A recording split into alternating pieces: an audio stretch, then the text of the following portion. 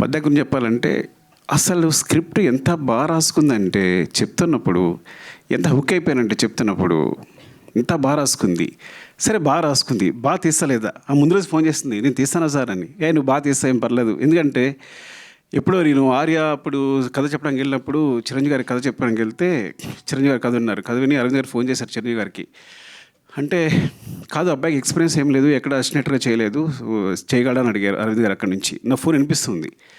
చిరంజీవి గారు ఎక్కడి నుంచి చెప్పారు, అబ్బాయి కథ చెప్పే విధానం చూస్తే కనుక కెమెరా పాత్ తీసిన సినిమా హిట్టే, వదిలేసే అన్నారు.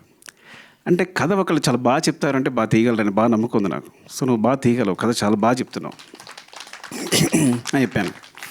సినిమా చూశాక ఎంత క్లీన్ షార్ట్ డివిజన్, వాళ్ళకున్న తక్కువ టైము తక్కువ డేస్లో ఎంత బాగా అందంగా కథ చెప్పింది అంటే చాలా మంచి రైటర్, సూపర్ రైటర్. అసలు ఎంత బాగా చెప్పింది అంటే మళ్ళీ సినిమా మొత్తం చూసిన తర్వాత కూడా నేను ఇట్స్ లైక్ ఈ అమ్మాయి ఎక్కడికి వెళ్తుంది, డెఫినెట్గా ఇక్కడ ఉండదు, షీల్ వండర్స్ చేస్తుందండి.